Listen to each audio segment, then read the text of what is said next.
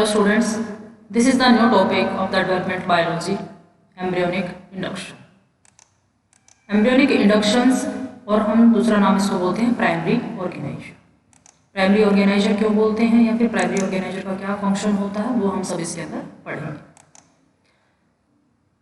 During the embryonic development of a multicellular organism, some cell differentiated to form a specific tissue or organ by receiving stimulus from the adjoining cells.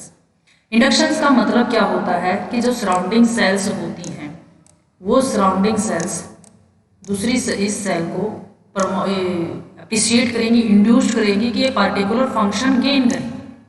एक specificity जो होती है वो एक specific function या फिर differentiation इस tissue का या फिर इस सेल का हो, दैट इज इंडक्शन. अगर ये इंडक्शन एम्ब्रियोलॉजिकल डेवलपमेंट के ड्यूरेशन में हो रहा है तब हम इसको बोलते हैं embryonic induction. This process of inducement resulting into the morphogenetic effect is called the embryonic induction और डिपेंडेंट डिफरेंशिएशन. मॉर्फोजेनेटिक इफेक्ट ये होता है कि इस जो भी ये मॉर्फोजन्स होते हैं या फिर केमिकल्स होते हैं जो एक दूसरी सेल को इंड्यूस करते हैं उनकी कंसंट्रेशन कितनी है, अमाउंट कितना है. अगर अमाउंट ज़्यादा होगा तो उसका इफेक्ट बहुत ज़्यादा होगा. ये उस कंसंट्रेशन पर डिपेंड करता है. अगर अमाउंट कम है या फिर कंसंट्रेशन कम है तब क्या होगा, उसका इफेक्ट बहुत कम दिखाई देगा, लिटिल बिट डिफरेंस होगा. तो ये होता है मॉर्फोजेनेटिक इफेक्ट कि ये मॉर्फोजेंस हम इन केमिकल्स को बोलेंगे और ये ग्रेडियंट के थ्रू काम करते हैं, दैट इज मॉर्फोजेनेटिक इफेक्ट. और at the time of embryo formation और द डेवलपमेंट स्टेज तो हम इसको क्या बोलते हैं, embryonic induction. Embryonic induction can be defined as a morphogenetic effect produced due to the influence of one embryonic part to the another embryonic part to produce a specific structure. वही बात है कि सराउंडिंग सेल्स क्या करती हैं, अगर इस cell को पार्टिकुलरली किडनी की फॉर्मेशन करनी है या फिर ये आगे जाके किडनी की फॉर्मेशन करता है तो इसकी यहाँ की सेल्स इसको प्रमोट करेंगी, इसको फंक्शनलाइज करवाने में हेल्प करेंगी, कुछ केमिकल्स या फिर कुछ सिग्नलिंग फॉर्म्स सीक्रेट करेंगी जिसकी वजह से ये जो सेल है ये पार्टिकुलर किडनी की सेल बनेगी या फिर किडनी की फॉर्मेशन में ये हेल्प करेगी. तो ये होता है मॉर्फोजेनेटिक या फिर एम्ब्रियोनिक इंडक्शन. मॉर्फोजेनेटिक इसलिए बोला जाता है और इन केमिकल्स को मॉर्फोजन बोला जाता है कि ये कंसंट्रेशन ग्रेडियंट के ऊपर काम करते हैं. इंडक्टर और ऑर्गेनाइजर ये स्पेसिफिक टर्म्स होती हैं, डेफिनेशन जो इसके अंदर इंडक्शन के अंदर आती हैं. द सेल्स और tissue existing influence is called inductor. ये जो सेल इसके ऊपर जो इंड्यूस कर रही है दैट इज इंडक्टर. ये जो इंडक्टर का काम इंस्ट्रक्शंस देने का काम कर रही है, इंड्यूस करने का जो काम कर रही है उसको हम बोलते हैं inductor. Evocator chemical substance transmitted by the inducer is called the evocator. यहाँ से जो ये केमिकल या फिर जो सब्सटेंस रिलीज होता है और इस सेल तक पहुँचता है उसको हम बोलते हैं evocator. The tissue in which induction occur is called the responsive tissue or the competent. This one is known as the competent. This one is inductor, chemicals is evocator और ये जो cells जिसको induce किया गया है that is competent. ये सभी क्या है इसके अंदर normal definition है कि what is embryonic induction and whose help in the embryonic induction. Evidences हैं embryonic inductions के कि कैसे होता है. हैंस पीमान और मैनगॉल्ड ने ये कुछ एक्सपेरिमेंट्स किए थे और उन्होंने नोबेल प्राइज मिला था 1935 के अंदर एम्ब्रियोनिक इंडक्शंस के ऊपर. कुछ इसके एक्सपेरिमेंट्स हैं वो हम स्टडी करते हैं. इन्होंने न्यूट के ऊपर क्या किए थे, जो एक्सपेरिमेंट थे न्यूट के ऊपर किए थे. न्यूट क्या होता है, newt is a type of amphibians related to the salamander. Amphibian group का मेंबर है ये, फ्रॉग से डिफरेंट होता है, सेलमेंड्रा ग्रुप से ज़्यादा रिलेटेड करता है सेलमेंड्रा से. तो ये इसको हम न्यूट बोलते हैं. सेमी एक्वेटिक होता है और ये क्या है एम्फीबियंस के जैसा ही होता है. तो first one is the zygote of newt constructed by a baby hair into two equal halves. One half contain nucleus and another half remain enucleated but connected by the cytoplasm rich. इसमें हम इसका diagram दिखाते हैं. ये देखिए यहाँ पर ये एक कंप्लीट जाइगोट था. ये कंप्लीट जाइगोट को यहाँ बीच से एक हेयर से टाई अप कर दिया गया. ये न्यूक्लियस यहाँ यहाँ ट्रांसफर नहीं कर पा रहा था, लेकिन साइटोप्लाज्म में ट्रांसफर कर सकता था at the time of 8 cell stage. But at the 16 cell stage एक न्यूक्लियस यहाँ से यहाँ ट्रांसफर कर जाता है और 14 डेज जितना टाइम ड्यूरेशन का इसका इंक्यूबेशन पीरियड, डेवलपमेंट पीरियड होता है, उसके बाद 2 अलग अलग सेल मेम्ब्रेन प्रोड्यूस होते हैं। तो इसका क्या मतलब होता है, इसमें भी देखो ये है कि एट द 2 सेल स्टेज अगर अलग अलग कर दी हैं दोनों की दोनों सेल्स, तो उससे क्या है 2 अलग अलग सेल मेम्ब्रेन बने हैं। और अगर यहाँ पर ये ज्वाइन है तो ये क्या करेंगे, पार्शियली इसका सेपरेशन होगा और पार्शियली ये क्या है, अटैच होंगे। एक्सपेरिमेंट्स में क्या कहा हमने कि न्यूट को जाइगोट के अंदर से क्या किया कि बेबी हेयर से उसको टाई अप कर दिया। न्यूक्लियस एक के पास था, दूसरे हाफ के पास न्यूक्लियस नहीं था, लेकिन nucleated half underwent cleavage, other half remain passive. जिस न्यूक्लियस के जिस पार्ट के पास न्यूक्लियस था उसके पास क्लीवेज नॉर्मली हो रही थी, लेकिन जिसके पास न्यूक्लियस नहीं था वो पैसिव था, उसके में कोई भी डेवलपमेंट या फिर डिवाइडिंग स्टेज है जो वो नहीं हो रही थी। But at 16 cell stage the nuclear material got passed into the enucleated half. 8 cell stage में तो ये यहाँ पर ऐसे ही प्रेजेंट था, लेकिन 16 सेल स्टेज के पास ये क्या है, यहाँ से ट्रांसफर कर जाता है। और ट्रांसफर करने के बाद क्या होता है कि जो सेल्स हैं वहां से न्यूक्लियस ट्रांसफर होने के बाद नॉर्मल ये सेल भी क्या है, यहाँ से इसके अंदर भी डिवीजन और क्लीवेज है वो स्टार्ट हो जाती है।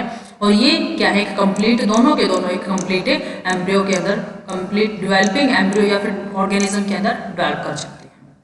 तो ये है इसके अंदर यहाँ का एक फर्स्ट, इसके अंदर क्या बताया कि न्यूक्लियस की मेन क्या है इसके अंदर रोल होता है जो उसको हेल्प करता है इसके डेवलपमेंट में।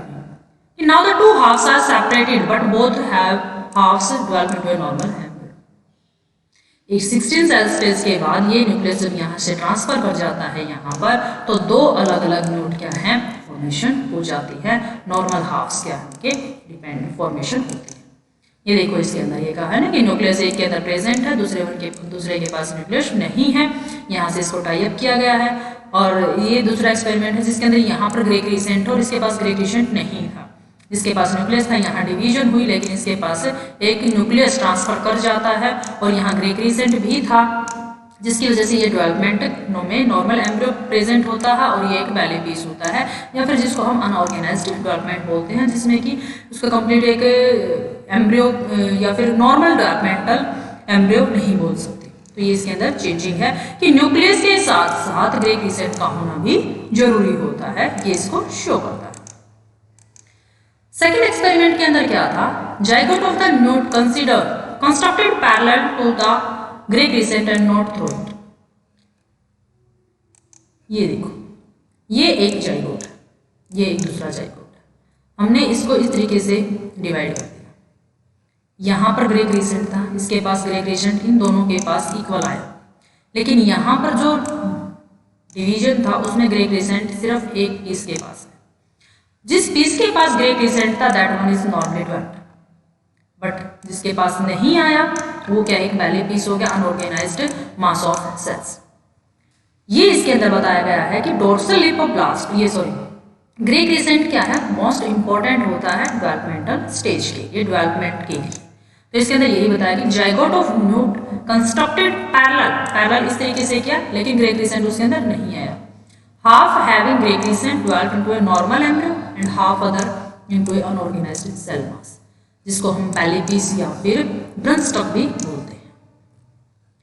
जो बैले पीस बना उसके पास क्या था, सेल्स ऑफ लीवर है, लंग्स हैं, इंटेस्टाइन है, बट नो एक्सोस्केलेटन।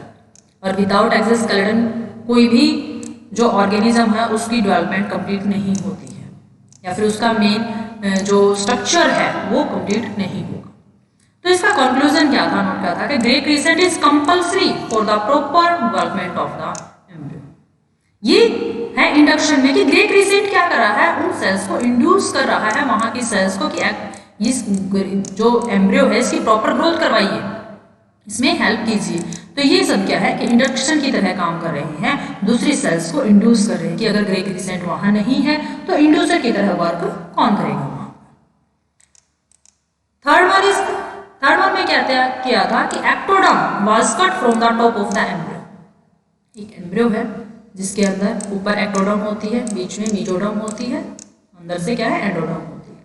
तो एक्टोडर्म को वहां से टॉप से कट ऑफ कर दिया गया। Embryo develop into a tadpole lacking nervous system. Ectoderm से के पास नर्वस सिस्टम, एक्टोडर्म का फंक्शन होता है कि वो नर्वस सिस्टम को फॉर्मेशन करवाने में हेल्प करते हैं, but isolated part fail to develop. Ectoderm का फंक्शन है कि वो नर्वस सिस्टम बनाएगी, लेकिन वो नर्वस सिस्टम अकेला नहीं बनाती है। अगर अकेला यहाँ से एक्टोडर्म को निकाल के हमने उसको प्रॉपर ग्रोथ पीरियड में या ग्रोथ मीडिया में हमने दिया, उसको कल्चर मीडिया के अंदर उसको रखा, लेकिन वो ग्रो तो हो रही है, लेकिन उसने नर्वस सिस्टम नहीं बनाया। नर्वस सिस्टम वो अकेला नहीं बना सकती। इसलिए कंक्लूजन क्या है कि ectoderm differentiated into the nervous system when attached to the embryo. So it is differentiation is due to induction from the some embryonic part। कि यहाँ पर जो एक्टोडर्म प्रेजेंट है उसको नीचे से कोल्डा मेसोडर्म्स उसको अप्रिशिएट करती है, उसको इंड्यूस करती हैं कि आप यहाँ से नर्वस सिस्टम की फॉर्मेशन कीजिए। ये होता है इसका इंडक्शन। ये सब इसके फंक्शंस इनके एक्सपेरिमेंट्स के बाद ही पता चले। Fourth one is the now neurulas initially shifting a flap of ectoderm from top of the embryo the mesoderm was removed. अब क्या किया गया कि वहां पर जो एम्ब्रियो है उससे एक्टोडर्म तो वहां है, लेकिन नीचे से मेसोडर्म निकाल दी। Ectoderm was placed back to the original position. पहले यहाँ से एक्टोडर्म नहीं थी, दोबारा फिर इसको एक्टोडर्म वहां पर रखी गई है। पहले वहां पर नहीं थी। पहले एक्सपेरिमेंट में क्या किया गया था कि एक्टोडर्म को वहां से निकाल दिया। अब क्या किया उन्होंने, एक्टोडर्म तो उसको एज इट इज रख दी, लेकिन नीचे से जो मेसोडर्म थी उसको क्या कर दिया, निकाल दिया गया, कट कर दिया गया। अब भी एम्ब्रियो क्या नर्वस सिस्टम नहीं बनाएगा। तो इसमें कंक्लूजन क्या होता है कि mesoderm induce ectoderm to differentiate into the nervous system. तो इसमें ये नीट पॉइंट ऑफ व्यू से या फिर ये लगा लो आप जो हमारे नॉर्मल क्वेश्चंस आते हैं नेट पॉइंट ऑफ व्यू से, तब पूछा जाता है कि नर्वस सिस्टम की हेल्प कौन करता है एक्टोडर्म को फॉर्मेशन में। तो मेसोडर्म क्या है उसकी हेल्प करती है। स्टेटमेंट पॉइंट ऑफ व्यू से आते हैं नेट के अंदर, जो CSIR का नेट होता है उसके अंदर इस तरीके से क्वेश्चन पूछे जाते हैं एक्सपेरिमेंट बेसिस कि वहाँ पर एक जैसे कि एक जाइगोट है, वहाँ पर एक्टोडर्म प्रेजेंट है लेकिन मेसोडर्म नहीं है, तो कौन सा ऑर्गन वहाँ पर फॉर्मेशन नहीं होगा, या फिर मेसोडर्म क्या किस तरीके से एक्ट करती है कि वो क्या करती है कि इंडक्टर की तरह हेल्प करती है एक्टोडर्म की नर्वस सिस्टम की फॉर्मेशन करवाने में। Next one is the dorsal lip of blastopore removed from the early gastrula and transplanted into the ventral portion of the another gastrula। इसको नेक्स्ट डायग्राम के थ्रू दिखाते हैं आपको। ये देखो यहाँ से डोर्सल लिप ऑफ ब्लास्टोपोर एक जाइगोट से निकाल दिया गया, इसको दूसरे जाइगोट के अंदर यहाँ पर शिफ्ट कर दिया गया। ऑलरेडी इसके पास था यहाँ पर dorsal lip of blastopore, blastocoel cavity this one, ये डोर्सल लिप ऑफ ब्लास्टोपोर।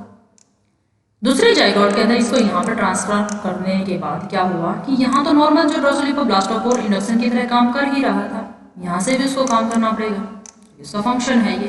अब क्या होता है कि एक न्यूरोप्लेट यहाँ भी फॉर्मेशन हो जाती है, एक न्यूरोप्लेट यहाँ भी फॉर्मेशन हो जाती है, और इस तरीके का एक एम्ब्रियो या फिर डेवलपमेंटिंग ऑर्गेनिज्म है तो डेवलप होता है जो ज्वाइंटेड होता है, जिसको हम सिस्मिक बोलते हैं। तो ये एक्सपेरिमेंट में बताया गया है। ये देखो first gastrula fail to develop. First gastrula के अंदर से dorsal lip of blastopore miss है, तो उसको कोई भी इंड्यूस करने वाला नहीं बचा, तो उसकी फॉर्मेशन नहीं होगी। जिस गैस्ट्रुला के अंदर ट्रांसप्लांट किया गया था, ग्राफ्ट किया गया था, development into the secondary embryo having all organs, वो एक कंप्लीट ऑर्गन की तरह ऑर्गेनिज्म की तरह काम करेगा और उसके अंदर सभी ऑर्गन्स में होंगे। Both embryo give appearance like a Siamese twins. Siamese twins का क्या मतलब होता है, ज्वाइंटेड ट्विंस, जो कहीं ना कहीं बॉडी में ज्वाइंट होता है। अब blastopore of the first gastrula also induce the formation of many structure in the host gastrula by the induction. कि डोर्सल लिप ऑफ ब्लास्टोपोर भी इंडक्टर की तरह काम करता है, जो उस गैस्ट्रुला के अंदर जाने के बाद नॉर्मली इसका यहाँ पर प्रेजेंट था dorsal lip of blastopore, second one is यहाँ ग्राफ्ट कर दिया गया, तो यहाँ ये इंड्यूस करेगा जो ऑर्गन्स ये यहाँ से इंड्यूस करता था। तो इस वजह से क्या है, ये सियामिस या फिर ज्वाइंटेड ट्विंस क्या है बनते हैं। ये देखा गया कि ये भी कंप्लीट ऑर्गेनिजम्स या फिर इंडक्शन का एक में हेल्प करता है। कंक्लूजन क्या आता है अभी सभी एक्सपेरिमेंट्स का। First one is the grey crescent is essential for the development of an embryo. देखा हमने उस एक्सपेरिमेंट में कि एक जो पार्ट था उसके पास ग्रे क्रिसेंट नहीं था। जब ग्रे क्रिसेंट नहीं था तो उसके पास देखो यहाँ पर ग्रे क्रिसेंट नहीं था तो ये क्या इक्वली पीस में डेवलप कर गया। इसके पास ग्रे क्रिसेंट था तो ये क्या है नॉर्मल डेवलपमेंट हुई। इनके पास ग्रे क्रिसेंट हाफ हाफ आया था, ये भी कंप्लीट नॉर्मल डेवलपमेंट कर गए क्योंकि यहाँ पर ग्रे क्रिसेंट प्रेजेंट था, इस वजह से ये क्या है फॉर्मेशन नॉर्मल हुई। तो फर्स्ट एक्सपेरिमेंट का ये कंक्लूजन था। Second is the neural system is differentiated from the ectoderm but due to the induction from the underlying tissue. Ectoderm से फॉर्मेशन होती है नर्वस सिस्टम की, लेकिन उसके नीचे की जो सेल्स होती हैं, जो अंडरलाइन उसके नीचे जो प्रेजेंट है सेल्स, वो उस नर्वस सिस्टम को डेवलप करने में हेल्प करती है, उसको एक इंड्यूसर की तरह काम करती है। Next one is the dorsal lip of blastopore induce and organize the gastrulation. ये अब हमने लास्ट एक्सपेरिमेंट में देखा कि डोर्सोलिपोब्लास्टोपोर इंड्यूस करता है और गैस्ट्रुलेशन के पूरे प्रोसेस को रेगुलेट भी करता है। Dorsal lip of blastopore have capacity for self differentiation, क्योंकि उसके पास अगर सेल्फ डिफरेंशिएशन नहीं होता तो ये यहाँ से इसको डेवलप नहीं करता, पूरे ऑर्गेनिज्म को यहाँ से फॉर्मेशन नहीं करवाता, तो इस वजह से क्या है ये सेल्फ डिफरेंशिएशन की तरह काम करता है। Inductor has inductive power for a short time. Inductor के पास बहुत छोटे से टाइम ड्यूरेशन के लिए होती है, या फिर जैसे कि कुछ एक काम है जो वो 8 सेल स्टेज के ऊपर होता है, कुछ 16 सेल स्टेज के ऊपर होता है। एम्ब्रियो का डिपेंड करता है कि ये इंडक्टर 8 सेल स्टेज पर काम करेगा या फिर 16 सेल स्टेज पर काम करेगा या ये 32 सेल स्टेज पर काम करेगा। तो इनका क्या होता है शॉर्ट पावर होती है, कुछ शॉर्ट टाइम के लिए ये पावर होती है, अदरवाइज ये सभी क्या है नॉर्मल काम करेंगे। Inducer should be in direct contact with the responsive tissue. हो सकता है कि इंडक्टर क्या होते हैं बहुत शॉर्ट टाइम के लिए और एक दूसरे के साथ एडजेसेंट में होते हैं, फिजिकल कांटेक्ट भी हो सकता है। तो उसमें क्या है क्योंकि ये थोड़े से ड्यूरेशन के लिए होता है तो उसका कांटेक्ट में होना बहुत ज़्यादा जरूरी हो जाता है। तो ये इसकी क्या है इसे कंक्लूजन हुआ था इसी सभी experiments.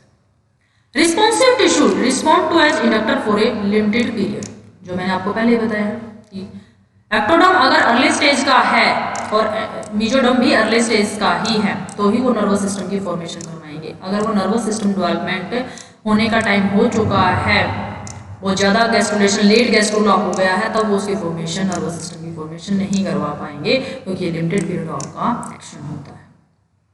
The organs formed after transplantations are supplemented by the parts from the host tissue.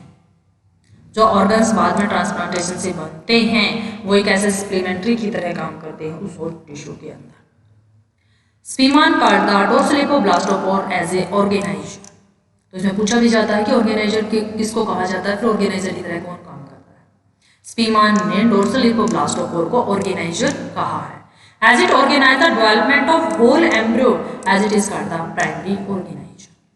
Organiser का क्या मतलब जो ऑर्गेनाइज कर रहा है एक एम्ब्रियो के अंदर पूरा जो डेवलपमेंट है, पूरा एक ऑर्गेनिज्म नॉर्मल जिस तरीके का भी बन रहा है उस ऑर्गेनिज्म के डेवलपमेंट को ऑर्गेनाइज किया जा रहा है कि यहाँ हेड होगा, हेड के बाद यहाँ पर इसका ट्रंक होगा, ट्रंक के बाद यहाँ टेल होगा, डाइजेस्टिव सिस्टम यहाँ से बनना स्टार्ट होगा, नर्वस सिस्टम यहाँ से बनेगा।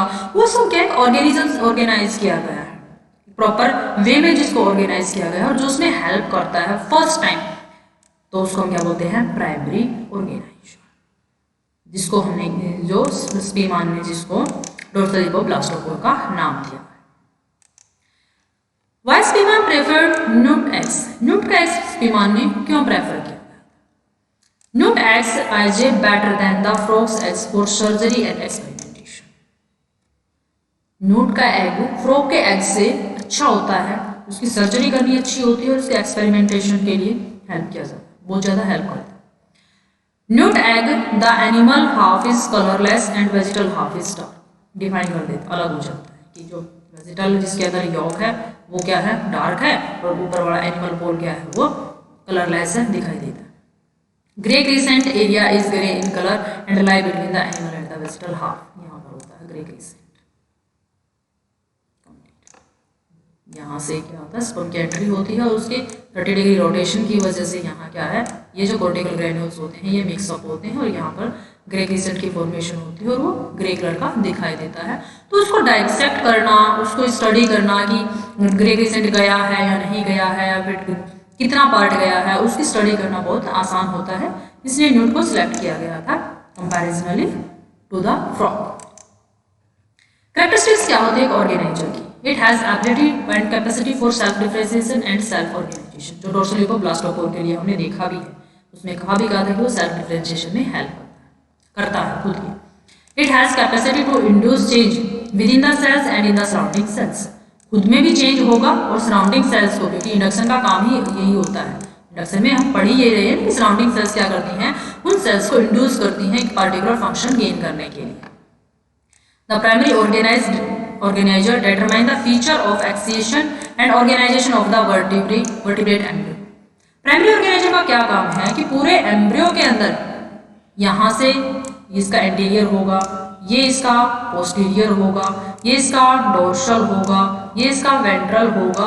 उस ऑर्गेनिज्म के अंदर यहाँ नर्वस सिस्टम होगा या टेल होगी, ये डाइजेस्टिव सिस्टम यहाँ से जाएगा, इसका एक्सक्रीटरी सिस्टम यहाँ होगा, हेड के अंदर कहाँ क्या पार्ट ऑर्गेनाइज होगा, उसकी एक्सक्यूशन करना और उसका ऑर्गेनाइजेशन करना ही क्या है प्राइमरी ऑर्गेनाइजर का काम होता है। इफ टू ऑर्गेनाइजर प्रेजेंट, अगर दो ऑर्गेनाइजर प्रेजेंट है, normally one organiser does not interfere the activity of the another organiser.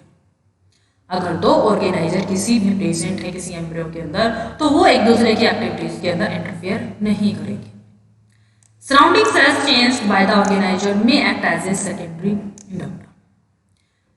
एक सेल यहाँ से फॉर्मेशन किया, यहाँ से उसने केमिकल्स को इंड्यूस किया, इस सेल को चेंज किया।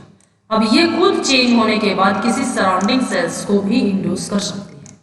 तो यहाँ जिसने किया दैट इज प्राइमरी, यहाँ जिसने इंड्यूसर की तरह काम किया दैट इज सेकेंडरी। तो ये क्या होते हैं, इस तरीके से सेकेंडरी इंडक्टर और प्राइमरी इंडक्टर भी हो सकते हैं। Secondary, tertiary and the quaternary organizer या फिर induction. During development of any organism the various tissue and organs are formed under the influence of the primary organizer after gastrulation.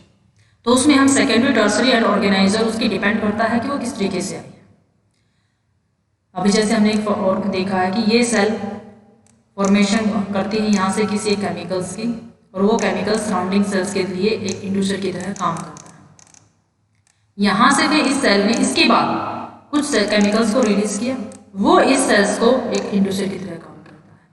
यहाँ से फिर क्या हुआ, ये सेल्स क्या करती हैं, फिर आगे वाले सेल्स को इंड्यूस के लिए इंड्यूसर की तरह काम करते हो। तो यहाँ क्या होगा प्राइमरी, इसमें सेकेंडरी, ये टर्सरी। अगर ये आगे भी करती है, किसी एक सेल को इंड्यूस करती है, तो दैट ये क्या हो जाएगा क्वाटरनरी। उसमें सीरीज देखी जाती है। This early differentiation of other organs as brain induce formation of lip, eye, ear. So that series of organizer is called the secondary, tertiary and the quaternary organizer. कि पहले ब्रेन की formation हुई, brain ने आई की formation start की, lip की start की, year की स्टार्ट की, वो आगे एक दूसरे की स्टार्ट कर रहे हैं, तो वो क्या होता है primary, secondary and tertiary organizers. जैसे हम डेवलपमेंट ऑफ आई के अंदर देखते हैं, chorda mesoderms induce the formation of fore brain and optic area act as a primary organizer. इसको एक डायग्राम से देखते हैं। ये देखो, ये क्या है, सरफेस एक्टोडर्म है, ये एक ऑप्टिक वेसल्स है, न्यूरो एक्टोडर्म्स है। ये ई वेजिनेट होती है बाहर की तरफ, पहले एक्टोडर्म ने इसको इंड्यूस किया हुआ है।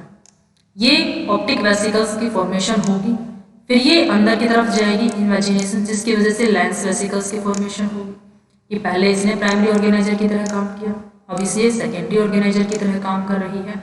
और फिर ये इस तरीके से क्या है, रेटिना, पिगमेंट, एपिथेलियल सेल्स के आगे करेगी, ऑप्टिक नर्व्स तक पहुंचेगी। तो वो क्या है, एक फॉर्मेशन है, चेंज है जिसके अंदर। तो इस तरीके से नॉर्मल स्टेम सेल्स थी, इंडक्शन में क्या हुआ, एक्टोडर्म्स ने जो ऑप्टिक वेसिकल्स थी उनको इंड्यूस किया, ऑप्टिक वेसिकल्स ने फिर आगे वाले सेल्स को, एपिथेलियल सेल्स को, लेंस प्लेकॉइड्स को, लेंस वेसिकल्स को, लेंस प्लेकॉइड्स को इंड्यूस किया, जिस वजह से वो इन्वेजिनेशन हुई उसकी। उसके बाद यहाँ क्या है, लेंस की यहाँ पर इस तरीके से सर्कल हो जाता है जो आईज की फॉर्मेशन करता है, न्यूरल रेटिना या फिर आई की फॉर्मेशन इस तरीके से होती है। तो इसमें ये सीरीज से यहाँ primary, secondary, tertiary and quaternary इस तरीके से क्या करते हैं कि इंड्यूसर की तरह काम करते हैं।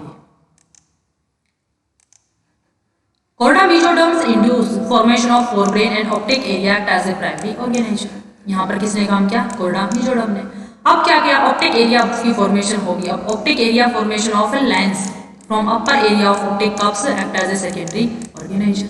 अब ऑप्टिक एरिया ने क्या किया है, जो ऑप्टिक एरिया यहाँ पर फॉर्मेशन हो गया है, अब ये आगे लेंस वेसिकल्स को इमेजिनेशन करवाता है, ये यहाँ पर इंड्यूसर की तरह काम करता है, इंडक्शन की तरह काम करता है। तो यहाँ पर क्या हुआ, ये एज ए सेकेंडरी ऑर्गेनाइजर। अब लेंस क्या करता है, कॉर्निया की फॉर्मेशन को इंड्यूस करता है, वो क्या करेगा, टर्सरी ऑर्गेनाइजर की तरह काम करेगा। फॉर्मेशन लेंस की ही है, आइस की ही है, और इसमें फर्स्ट में किसने किया, कॉर्डा मेजोर ने काम किया प्राइमरी ऑर्गेनाइजर की तरह।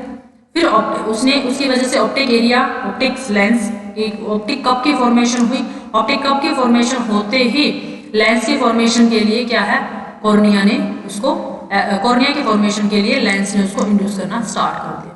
तो यहाँ पर प्राइमरी, ये सेकेंडरी और ये टर्सरी। ये सीरीज ये फर्स्ट बार जो इंड्यूसर की तरह काम करेगा that is primary, second term में जो इंड्यूसर की तरह करेगा that is secondary, third term में जो करेगा दैट इज टर्सरी ऑर्गेनाइजर। इसमें एक इंड्यूसर की तरह वो काम करते हैं।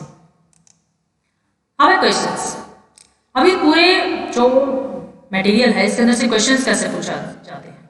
What are inducers, what is primary organizer, what is secondary organizer, define induction, name the primary organizer for neural tissue, 5 characteristics of the organizers, define secondary, tertiary, quaternary organizer with the help of an example। जो हमने ice का example देखा है उसके अंदर primary, secondary, tertiary and quaternary organiser क्या है, series में होते हैं।